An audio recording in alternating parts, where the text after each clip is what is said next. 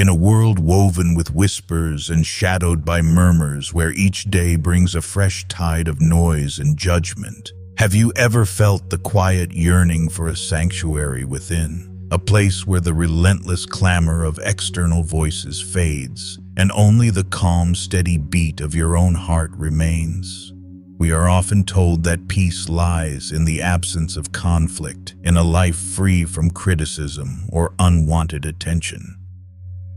But what if true tranquility isn't found in fleeing the storm, but in mastering the art of standing still within its very eye? What if the greatest freedom comes not from silencing the world, but from silencing the clamor within yourself, the one that reacts to every idle word and fleeting opinion?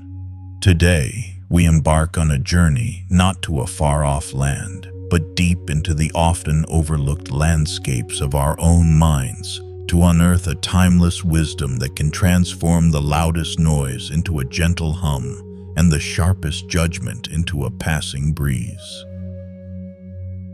Welcome, dear seekers of solace, to a tale that echoes through the ages, a story whispered by ancient philosophers, yet ever relevant in our modern, bustling lives. Just as the old stories speak of hidden paths and forgotten magic, so too does a profound and enduring philosophy reveal the secret to a life untouched by the storms of external chaos. We speak of Stoicism, a timeless guide, not merely to enduring hardship, but to cultivating a profound inner peace that no external force, no idle chatter, no harsh judgment, no fleeting trend can ever truly disturb.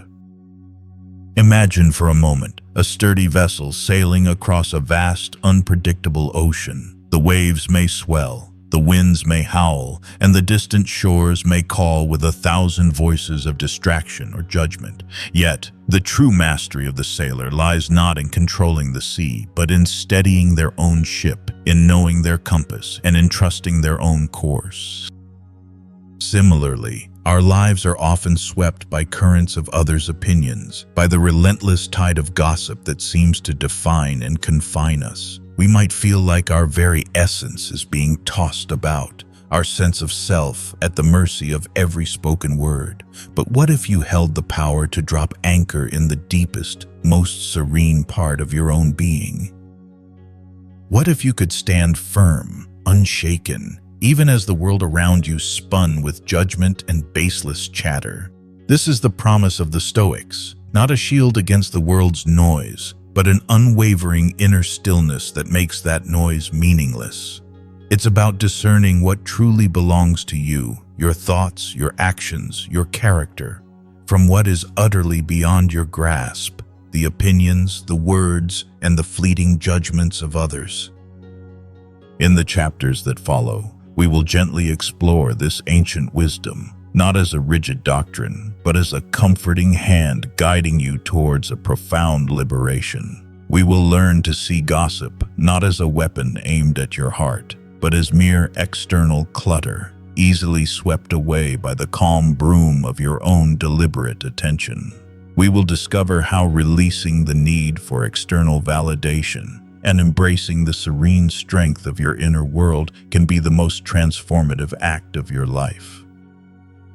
This is not about becoming indifferent or cold, but about becoming so deeply rooted in your own truth that the winds of external opinion simply cannot uproot you. Prepare to shed the heavy cloak of what others say and embrace the boundless calm that truly resides within you. This journey promises not a dramatic overhaul, but a gentle awakening of the tranquility you already possess, waiting to be rediscovered. Chapter 1. The Whispering Woods of Opinion. As we sail deeper into the calm waters of self-mastery, leaving behind the shores of endless external striving, we inevitably encounter a particular landscape that many find daunting. It is a place known to all, yet understood by few, the whispering woods of opinion, the entangled path. Imagine, if you will, a dense, ancient wood, its trees gnarled and interwoven, their leaves rustling with 1,000 hushed voices. Each rustle, each murmur, seems to carry a fragment of thought, a sliver of judgment, a fleeting opinion about you. Some whispers are soft and kind, like a gentle breeze praising your efforts or admiring your spirit. But others are like sharp, icy currents, speaking of perceived faults, twisting your deeds into strange, unrecognizable shapes, or questioning your very worth. This, my friends, is the boundless forest of opinion, a realm where many fear to tread, lest they become utterly lost in its endless echoes. Have you not felt its chilling breath? The prickle of unease when you imagine what others might be saying behind closed doors, the sudden tightening in your chest at the thought of a whispered criticism. It is a common burden, this silent weight of imagined or real judgments, the illusion of control. For centuries, people have sought to control these whispers, to silence the unkind words, to ensure that only praise follows their footsteps. They have pleaded, explained, justified, and even changed their very nature in hopes of taming this wild wood. Yet, like chasing after shadows, these efforts always lead to exhaustion, never to lasting peace. Why? Because the very essence of opinion, particularly that of others, lies utterly beyond our control. It is like trying to command the wind to blow only in pleasant directions, or instructing the clouds to form only beautiful shapes. The thoughts and perceptions of other human beings are their own, born from their unique experiences, their fears, their understanding, and often their own hidden struggles. They are not yours to manage or alter. And to try, my friend, is to surrender your inner freedom to a force as unpredictable and untamable as a raging storm. The wise traveler's secret, but the Stoics, those ancient and wise travelers of the soul, knew a profound truth about these whispering woods. They understood that these voices, whether sweet or sour, are but the wind, and you, the mighty oak, need not bend to its whims. Your roots run deep into the soil of your own character, your trunk stands firm in the strength of your principles, and your branches reach towards the sky, unconcerned with the fleeting gusts below. What others think of you is not within your control, and therefore, it is meaningless to your true self, to your core being. It is an external event, no more, no less. It is a ripple on the surface of a vast ocean, while you are the ocean itself, the echo of emptiness. Consider the folly of the empty echo.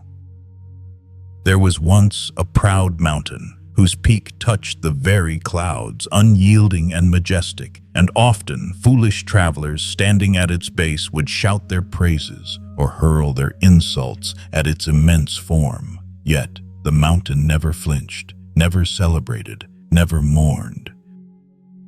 It simply stood, immense and still, its grandeur undiminished by the passing sounds. So too is the folly of the empty echo in our own lives, the pervasive yet ultimately futile idea that we must respond to every sound, every whisper, every accusation that drifts our way. Some words are merely empty echoes, resounding through the vast, indifferent expanse of the world, carrying no true weight or substance for you.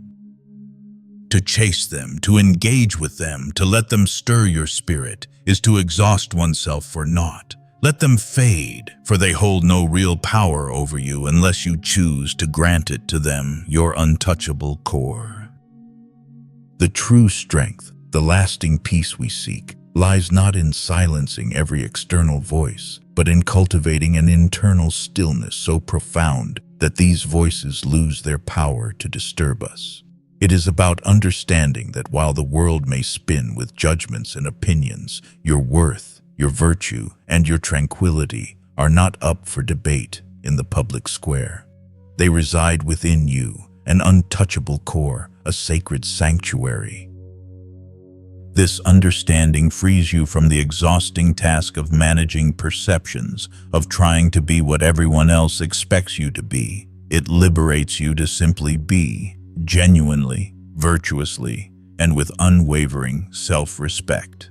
The choice of attention.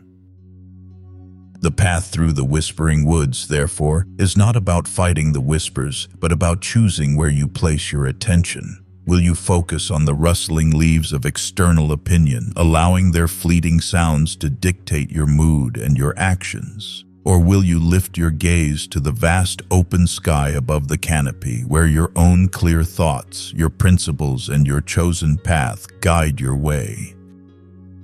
The Stoics knew that true freedom comes from guarding your internal world, from recognizing that the only opinions that truly matter are those you hold about yourself, based on your own reason, judgments, and virtuous actions. It is a simple, yet profoundly liberating truth. The outside world can make all the noise it desires, but it cannot touch the serenity you cultivate within. And in that quiet, unwavering certainty, the whispers become meaningless, dissolving into the vast, silent wisdom of your own soul. Chapter 2. The Unseen Chains of Reaction. Having journeyed through the whispering woods of opinion and understood that the echoes within them hold no intrinsic power, we now turn our gaze to a more insidious trap, one that often binds us without us even realizing it. The unseen chains of reaction. This is where the true battle for inner peace is often won or lost, not in silencing the external world, but in mastering our own responses to it. The blacksmith and the burning anger. Once upon a time, in a small, bustling village nestled by a flowing river, lived a young blacksmith named Cale. His days were spent at the roaring forge, shaping raw iron into tools and art with hands that were strong and a spirit that was keen. The rhythmic clang of his hammer against the anvil was a familiar, comforting sound, a testament to his honest toil. One market day, as Cale proudly displayed a newly crafted gate, intricately designed and gleaming in the morning sun, a wealthy merchant strolled by. The merchant, known for his harsh words and critical eye, stopped, squinted at the gate, and scoffed loudly. "Such clumsy work. A child could have done better. It lacks grace, and its strength is surely questionable." And with a dismissive wave, he walked away. A red-hot anger, hotter than Cale's own forge, flared within him. His ears burned, his fists clenched, and a knot of resentment tightened in his stomach. The merchant's fleeting words, spoken without a second thought, had suddenly, inexplicably shackled Cale's peace. All the pride he felt in his work, all the morning's tranquility, vanished in an instant, replaced by a consuming rage. He allowed that stranger's unthinking criticism to bind his spirit, dragging him down into a fleeting moment of disrespect long after the merchant had disappeared from sight. Cale spent the rest of the day in a sour mood, snapping at his apprentice, spoiling his lunch, and even striking his hammer with less precision, all because of words that should have meant nothing. The puppet on strings. This, dear friends, is the unseen chain of reaction. When we unwittingly allow external words, events, or the fleeting moods of others to dictate our internal state, we become, in essence, puppets with invisible strings pulled by every slight, every criticism, every moment of perceived injustice. Someone says something unkind, and suddenly our joy evaporates. A plan goes awry, and anxiety grips our heart. A person acts unfairly, and resentment boils within us. We imagine we are responding to the world, but in truth, we are merely being acted upon by it. The Stoics, in their profound wisdom, understood this dangerous dynamic. They knew that true mastery was not about controlling the world outside, which is impossible, but about controlling the inner landscape of our own minds, the fortress of the mind. "It is not things that disturb us, but our judgments about things," declared the wise Epictetus. His words echo across centuries, a beacon of clarity for those seeking liberation. The external event, the merchant's scoff, the unkind word, the unfair treatment is neutral. It simply is. It is our judgment of that event, our decision to interpret it as an insult, a catastrophe, or a personal affront that ignites the flame of anger, fear, or sadness within us. This realization is the key to unlocking the unseen chains. For if we understand that the disturbance comes from within, then the power to end that disturbance also resides within. The Stoics teach us to observe, to acknowledge, but never to surrender our inner calm to the fleeting judgments of others. Your peace, they say, is a fortress, strong and well guarded. Let no external stone, no matter how sharp or heavy, shatter its walls.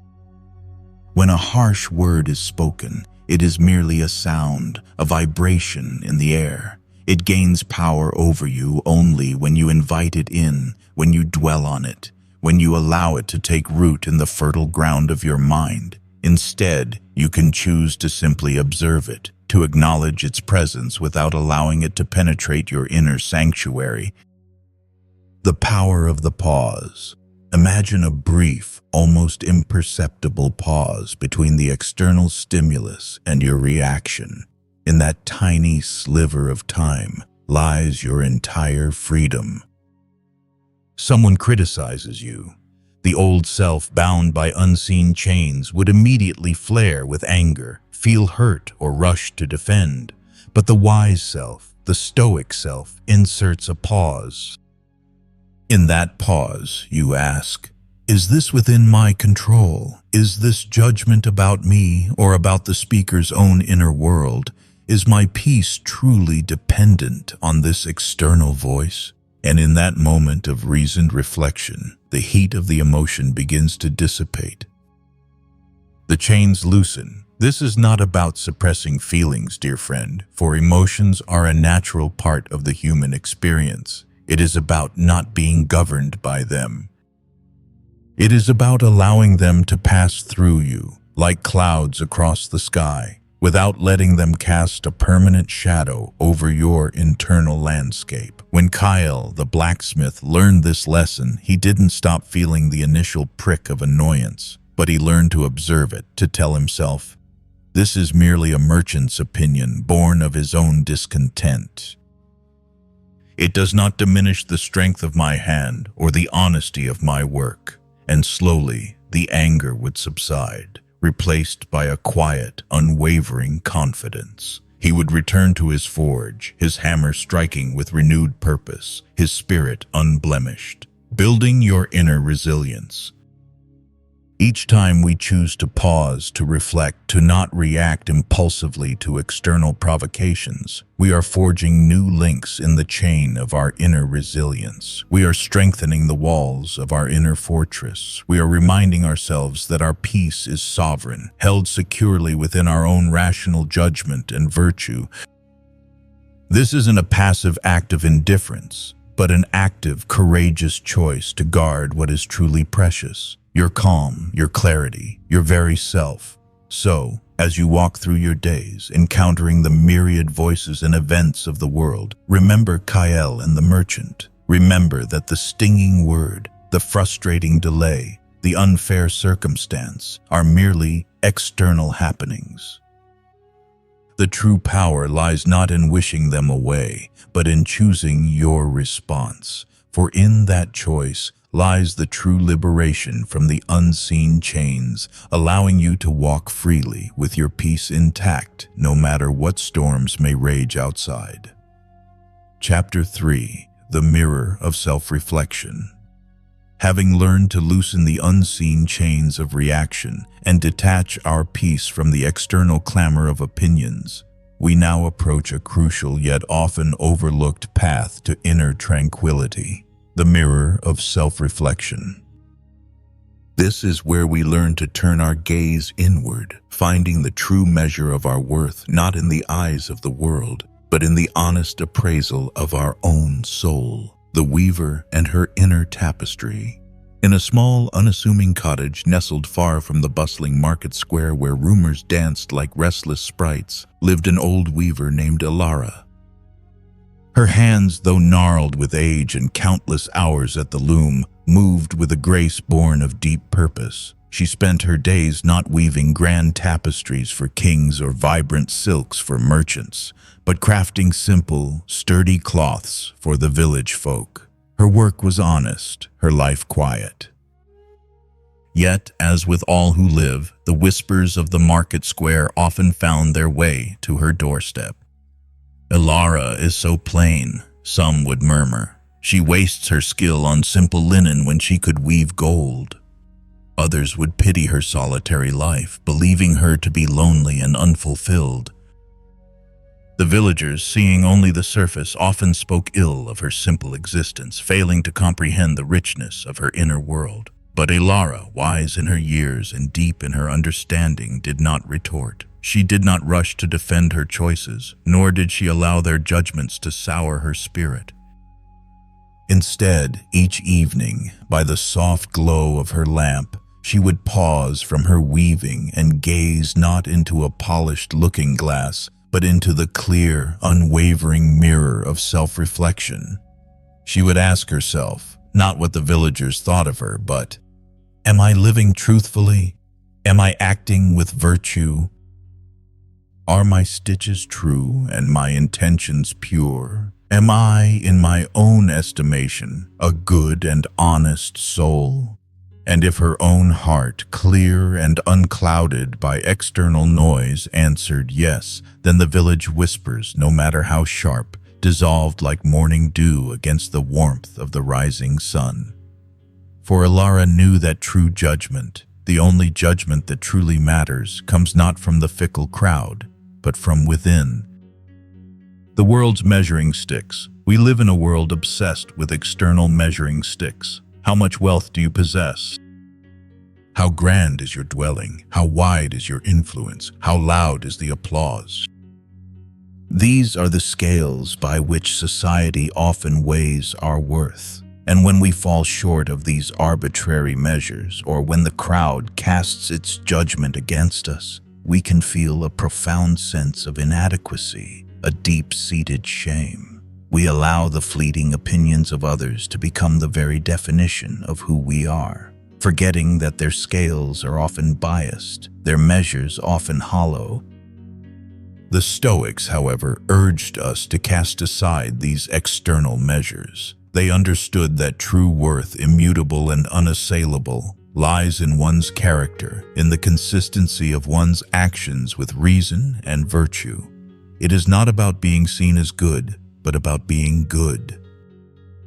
It is not about appearing wise, but about striving for wisdom. The inner scorecard. Imagine, as Ilara did, keeping an inner scorecard.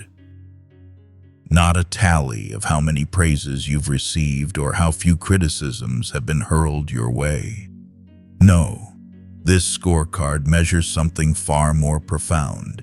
Your integrity, your courage, your kindness, your discipline. It asks, did I act with honesty today? Did I face a challenge with resilience? Did I treat others with respect even when they did not deserve it? Did I stay true to my principles even when it was difficult? This inner scorecard is entirely within your control. No one else can mark it for you. No gossip can alter its true readings. No external event can diminish its value, for its value is derived solely from your own deliberate choices and actions. And when you diligently tend to this inner score, when you strive to live in alignment with your highest self, the judgments of the external world begin to lose their sting. They become like faint echoes bouncing off the solid walls of your self-respect. The danger of the outer gaze. The danger lies in perpetually looking outward for validation. When we constantly seek approval, when our happiness is tethered to the shifting sands of public opinion, we become fragile. We become vulnerable to every ill wind, every careless word. We may even begin to compromise our own values, twisting ourselves into shapes that please others rather than standing firm in our authentic truth. This constant outer gaze drains our energy, fills us with anxiety, and ultimately disconnects us from the very source of our power, our own rational mind and virtuous will. Cultivating honest self-appraisal. So, how do we cultivate this honest self-appraisal, this practice of gazing into the mirror of self-reflection? It begins with quiet moments. It begins with asking ourselves, not what the world expects, but what reason dictates. It means developing a discernment between what is said about us and what is true about us. Daily reflection. At the end of each day, take a few quiet moments. Review your actions, your reactions, your intentions. Did you live up to your own standards? Where could you have acted with more virtue? Where did you let external forces sway your inner calm? This isn't about self-punishment, but about honest growth, about continuously sharpening the blade of your character. Focus on intentions. Remember that you only truly control your intentions and your efforts. The outcome and how others perceive it is not entirely yours. Judge yourself by the purity of your intent and the diligence of your effort, not by the applause or criticism you receive. Discernment from gossip. When a rumor or criticism reaches your ears, rather than immediately reacting, ask yourself, is there any truth to this that I need to consider for my own improvement? If yes, then use it as a tool for growth. If no, if it is merely idle chatter or baseless malice, then let it pass. It is not about you. It is about the speaker, the unshakable foundation. By consistently turning inward, by valuing your own virtuous actions above all external praise or blame, you build an unshakable foundation for your peace. You become like Alara, the weaver, whose calm spirit remained undisturbed by the market square's whispers. Your worth is not granted by others, nor can it be taken away by them. It is inherently yours, a gift you cultivate with every conscious choice, every act of virtue, every honest moment of self-reflection. And in that deep, quiet knowing, the fleeting opinions of the world lose their hold entirely, replaced by the profound and enduring calm of a soul at peace with itself. Chapter 4. The Art of the Inner Citadel. We have journeyed through the whispering woods of external opinions, learning to discern their true emptiness. We have untangled ourselves from the unseen chains of reaction, reclaiming our autonomy from the whims of others. Now we arrive at the very heart of Stoic practice, a concept both profound and practical, the art of the inner citadel. This is where we learn to build an unassailable sanctuary within ourselves, a fortress of mind that stands firm against all external assaults. The king and his unseen fortress. Long, long ago, in a land perpetually threatened by dark armies of doubt, fear, and despair, there lived a wise and benevolent king. His kingdom was often besieged, not by flesh and blood soldiers, but by the relentless tides of misfortune, treachery, and the ever-present anxiety of the unknown. His people lived in constant worry, their peace shattered by every distant trumpet, every grim prophecy. The king, however, remained remarkably calm. While others built walls of stone around their cities, he spent his days forging a different kind of defense, an inner citadel, not of mortar and brick, but of unwavering principles and unshakable reason.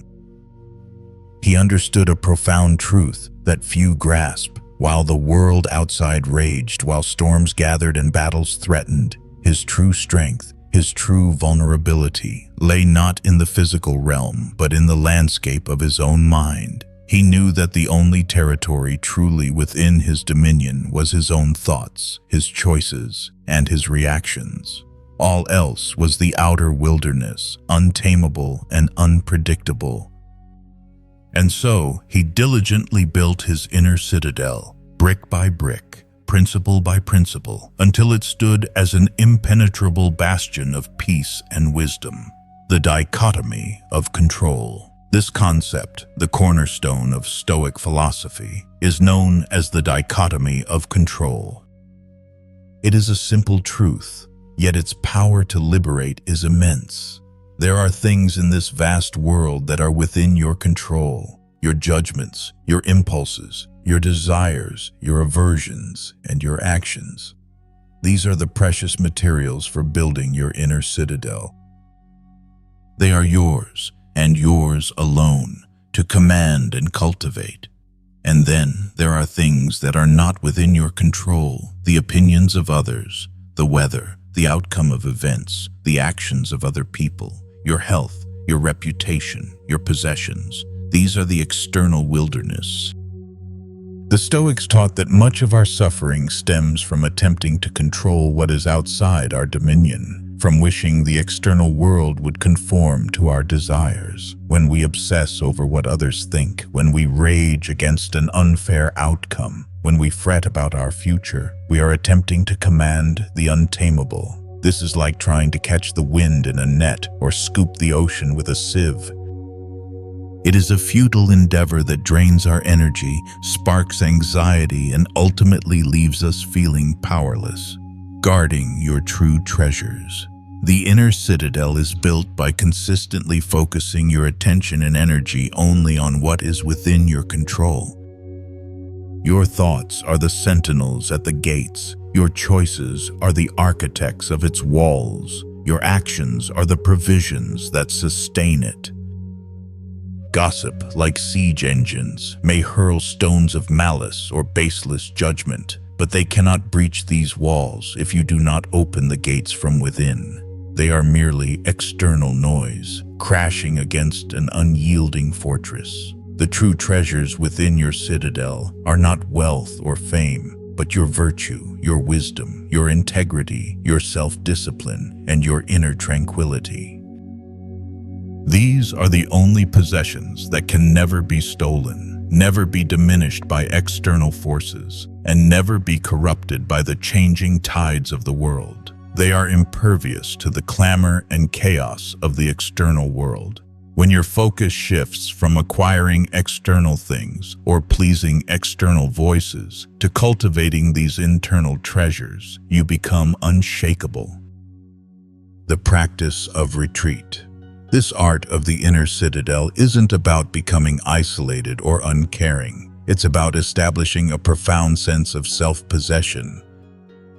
Marcus Aurelius, a Roman emperor and a great Stoic, often spoke of the importance of retreating into oneself. He didn't mean physically withdrawing from the world, but rather withdrawing his mind from the external chaos to find refuge in his own rational faculty. When you feel overwhelmed by the demands of the world, by the sting of a critical word, or the pressure of external expectations, you can, in that very moment, retreat into your inner citadel. Take a deep breath. Acknowledge the external event, then ask yourself, is this within my control? If the answer is no, then release it. Let it pass like a cloud.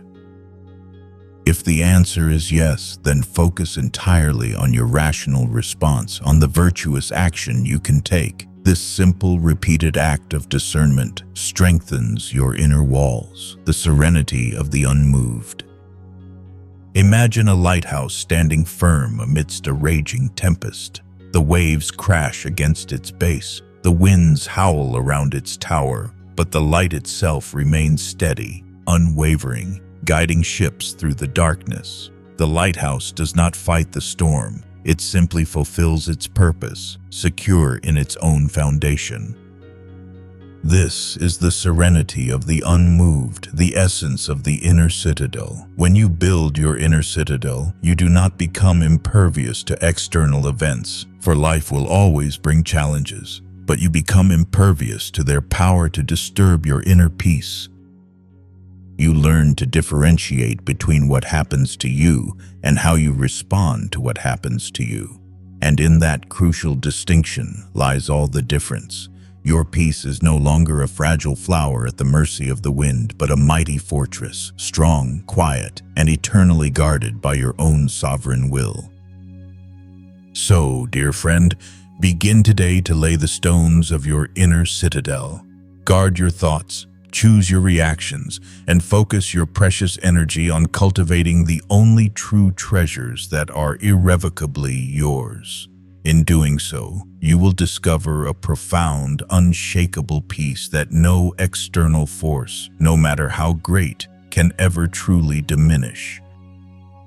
Nhà văn phong cách Grim Jam tuy chỉnh tuyệt vời. Dưới đây là phần Chapter 9, tiếp nối mạch truyền và triết lý khắc kỷ, tập trung vào việc không bị xao động bởi những điều không đáng để tâm. Chapter 9. The folly of the empty echo. Having fortified our inner citadel and understood the unassailable nature of our internal world, we now turn to a subtle yet pervasive illusion that often lures even the wisest among us, the folly of the empty echo. This chapter illuminates the wisdom of recognizing when a voice, a criticism, or a piece of gossip is utterly devoid of substance, and therefore unworthy of our precious attention. The proud mountain and the shouting travelers. There was once a proud, ancient mountain whose peak touched the very clouds, unyielding and majestic against the changing sky. For centuries it had stood, silent witness to seasons and civilizations. Travelers from far and wide would often come to its base. Some, in awe of its grandeur, would shout praises and declarations of admiration, their voices echoing through the valleys. Others, perhaps out of frustration with their journey, or simply due to a sour disposition, would hurl insults and criticisms at its immense form, their harsh words reverberating just as loudly. Yet the mountain never flinched. It never celebrated the praise, nor did it mourn the insults. It simply stood, immense and still, its grandeur and enduring strength utterly undiminished by the passing sounds. The praises were fleeting, carried away by the wind. The insults were mere vibrations in the air, incapable of scarring its stony flanks. The mountain did not engage with these shouts. It did not try to correct them, nor did it derive its sense of self from them. It simply was, majestic and untouched, chasing the unsubstantial. So too, dear friends, is the folly of the empty echo in our own lives, the pervasive yet ultimately futile idea that we must respond to every sound, every whisper, every accusation that drifts our way. In our modern age, with the constant hum of social media, the endless stream of news, and the instant transmission of opinions, we are surrounded by a cacophony of voices, many of which are nothing more than empty echoes. They are sounds without substance, words without weight, criticisms without basis. We might feel an almost irresistible urge to correct every misunderstanding, to defend ourselves against every perceived slight, to prove our worth to every doubting voice. We engage in endless debates. We consume ourselves with worry over what someone might have said, or what a casual remark might have implied. This chasing of empty echoes is an exhausting pursuit. It drains our energy, distracts us from what truly matters, and leaves us feeling perpetually agitated, like a dog forever chasing its own tail. The test of truth and virtue. The wise Stoics knew that not every word spoken about us, or every event that occurs, deserves our mental engagement. They taught us to apply a filter, a simple yet powerful test. Is this true? Is this within my control? Does this contribute to my virtue or my peace? If the answer to these questions is no, particularly the first and third, then the sound you hear is likely an empty echo. It holds no truth for you to absorb, no lesson for you to learn, and no true power to diminish your character or your inner calm. When a word is spoken that is clearly false, or a judgment made that is born of ignorance or malice, engaging with it is like trying to catch mist. You exert effort, but there is nothing to grasp, and your hands remain empty. Such words are not meant to enlighten you. They are often merely projections of the speaker's own inner turmoil, their insecurities, or their desire to feel superior by diminishing others. They are the echoes of their own internal landscape. not a reflection of yours. The power of indifference, not indifference to others. This concept is not about cultivating indifference towards humanity or ignoring real issues. It is about cultivating a strategic indifference towards that which is meaningless to your virtue and peace. It is about discerning between constructive feedback and idle gossip, between a genuine concern and a malicious whisper. The mountain was not indifferent to the world around it. It simply remained unmoved by the fleeting sounds directed at its being. When you refuse to engage with an empty echo, you deny it the very oxygen it needs to survive, your attention and your emotional energy. You demonstrate an internal strength, a self-possession that is far more powerful than any heated retort or lengthy justification. Your silence in such moments becomes a powerful statement of self-respect and profound wisdom. It proclaims, "This does not touch me. This does not define me. This is not worthy of my peace." Reclaiming your mental landscape. To master the art of ignoring empty echoes is to reclaim vast stretches of your mental landscape. Imagine how much quieter your mind could be, how much more energy you would have if you simply let baseless criticisms and unfounded rumors pass through you like the wind through the leaves, without allowing them to take root in your thoughts. This requires conscious practice. When you hear something that stirs your spirit, pause. Apply the Stoic filter. Is this useful? Is this true? Is this within my control? If the answer leads you to conclude it's an empty echo, then simply allow it to dissipate. Do not chase it. Do not ruminate on it. Do not give it the power to disturb your inner calm. Turn your attention back to what is within your control. Your actions, your principles, your present moment. Like the proud mountain, stand firm. Let the shouts and whispers echo around you, knowing that they cannot reach your core. Your true strength lies not in the absence of noise, but in your unwavering ability to remain unmoved by that which holds no truth or virtue for you. In this profound indifference to the insubstantial, you will find a quiet, unshakable serenity that makes the folly of the empty echo utterly powerless. Chapter 6. The Gardener of the Soul. As we journey further into the realms of inner peace, having learned to disregard the empty echoes and fortify our minds, we arrive at a profoundly beautiful and active practice, the Gardener of the Soul. This chapter invites us to view our internal landscape not as a wild, untamed wilderness, but as a fertile garden, demanding careful cultivation and protection. The Old Gardener's Choice. Imagine your soul as a magnificent garden, rich with fertile soil, brimming with the potential for vibrant life. Within its boundless expanse, seeds of wisdom, kindness, courage, and tranquility lie dormant, waiting to be nurtured. Yet, just as readily, seeds of bitterness, anger, resentment, and anxiety can take root, carried in by the winds of external circumstance. A harsh word, an unexpected misfortune, a slight from a friend. In a quiet valley known only to a few lived an old gardener named Silas. His hands were stained with earth, his face weathered by sun and rain, but his eyes held a profound calm. His garden was renowned throughout the land, not for its exotic flowers, but for its sheer abundance and the serene atmosphere it exuded.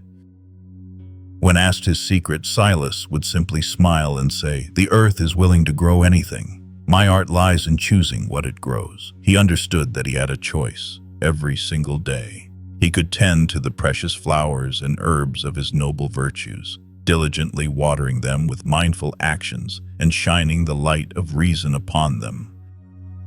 Or he could allow the thorny weeds of external clutter, the gossip he heard in the village, the minor injustices he witnessed, the criticisms others leveled at his humble life, to take root, feeding them with his precious emotional energy. Silas, the wise gardener, always chose the former.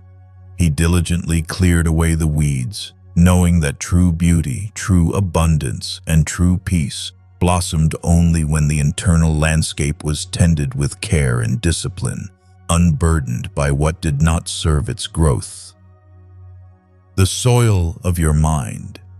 Your mind, dear friend, is this fertile soil. Every thought you entertain, every emotion you dwell upon, every external stimulus you choose to give your attention to is like a seed planted in this soil. If you constantly ruminate on what others say about you, if you replay hurtful comments, if you allow resentment to fester from perceived slights, you are inadvertently planting weeds. These weeds, fed by your focus, will quickly choke out the delicate blooms of peace and contentment. The Stoic is the wise gardener, perpetually vigilant. They understand that while they cannot prevent all seeds from falling into their garden, for external events are unavoidable, they can choose which ones to water and nurture, and which ones to promptly uproot. This active cultivation is the essence of self-mastery. It is about understanding that your inner state is not a passive consequence of external events, but a deliberate creation shaped by your daily choices of attention. Weeding out. External clutter. Consider the weeds of external clutter. Gossip. Like parasitic vines, gossip drains your energy, makes you feel connected to negativity, and sours your view of others and yourself. To weed it out means to refuse to participate, refuse to listen, and refuse to give it mental space. Criticism. If it's constructive like a useful fertilizer, apply it carefully to strengthen your growth. But if it's baseless, malicious, or an empty echo, it's a thorny weed. Uproot it by acknowledging it, but immediately releasing its hold, understanding it has no power over your true worth. The need for approval. This is a persistent weed that makes your garden dependent on external sunlight. It forces you to grow certain flowers, not because they belong in your garden, but because others expect them. Uproot it by reminding yourself that your value comes from within, from your own virtue, not from external praise. Resentment and blame. These are deep-rooted weeds that poison the soil. They keep you tied to past injustices, preventing new growth. To remove them requires forgiveness, not necessarily for the other person, but for yourself, so you can release the burden and free your garden to flourish.